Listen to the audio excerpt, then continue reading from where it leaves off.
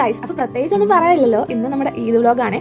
പ്രത്യേകിച്ച് വ്ലോഗായിട്ടൊന്നുമില്ല, ഒരു ഈദ് ഡേ സാധാരണ എല്ലാ വീട്ടിലും നടക്കുന്ന നമുക്ക് ചെറിയൊരു മോറോവർ ഒരു വ്ലോഗിനെക്കാട്ടിയും എനിക്ക് ഇതൊക്കെ ഒരു മെമ്മറീസ് ആട്ടോ.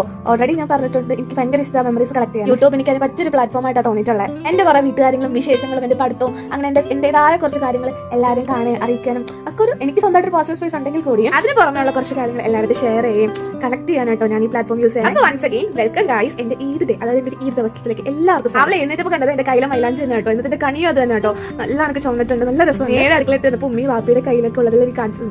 ആരുടെയൊക്കെ ചോന്നു അങ്ങനെ സംസാരിച്ചു കുറച്ചൊരു പ്രസനൊക്കെ കാണിച്ചിട്ട് നമ്മൾ ബിരിയാണി വെക്കുന്നൊക്കെ നോക്കിക്കൊണ്ടിരിക്കാറുണ്ട്. നമ്മൾ ചിക്കൻ ഫ്രൈ ചെയ്തിട്ടോ ബിരിയാണി ഉണ്ടാക്കുന്നത്. പൊരിച്ച കൊയ്യിന്റെ ബിരിയാണി ആയിട്ട് നമ്മളോട് ഉണ്ടാക്കുന്ന ബിരിയാണിയൊക്കെ ഉണ്ടാക്കി എല്ലാവരും ഇരുത്തി ഉമ്മിനെ വാപ്പിച്ച് ഞാൻ ആദ്യം ഇരുത്തി. എന്നിട്ട് ഞാൻ ജെമിക്ക് വേണ്ടി വെയിറ്റ് ആണ്. ജെമി ആരാന്ന് വെച്ചാൽ എന്റെ ഉമ്മാട്ടോ, അതായത് എന്റെ ഉമ്മയുടെ ഉമ്മ കേട്ടോ. ഞാൻ ജെമീനാണ് വിളിക്കുന്നത്. അങ്ങനെ ജെമി ആയിട്ടാണ് ഞാൻ ഇരുന്നത്. എന്ന് വെച്ചാൽ ഒരുമിച്ചാണ് എല്ലാവരും ഇരുന്നത്. ഫസ്റ്റ് അവർ ഇരുന്നിട്ട് ഞാൻ ജെമി പതിയെ ഇരുന്നിട്ട് വരുന്നപ്പോൾ ജെമിയുടെ കൂടെ ഇരുന്ന് ഫുഡൊക്കെ കഴിക്കുമായിരുന്നു. എന്റെ ഫ്രണ്ട്സ് എല്ലാവരും എന്നോട് ചോദിക്കും എന്തിനാ ഇത്ര വീഡിയോ എടുക്കണം. പക്ഷെ എനിക്ക് ഭയങ്കര ഇഷ്ടമുള്ളവരെ ഇതുപോലത്തെ കുറേ വീഡിയോസ് എന്റെ കയ്യിലുണ്ട്. പക്ഷെ ഇതൊന്നും എനിക്ക് പോസ്റ്റ് ചെയ്യാനുള്ള സമയവും സന്ദർഭവും ഒന്നും കിട്ടിയിട്ടില്ല ഗൈസ്. ഇതെല്ലാം എന്റെ സ്റ്റോക്കാണ്, ഞാൻ ഡിലീറ്റ് ആക്കത്തും. അതാണ് ആവശ്യത്തിലും അധികവും എന്റെ ഉള്ളത് സമയം മാത്രം. അപ്പൊ അതൊക്കെ പോട്ടെ. പിന്നെ നമ്മൾ ഫുഡ് കഴിക്കാനൊക്കെ ഇരുന്ന് കഴിച്ചു കഴിഞ്ഞ് പ്ലേറ്റ് എല്ലാം എല്ലാം എടുത്തോണ്ട് പോയി.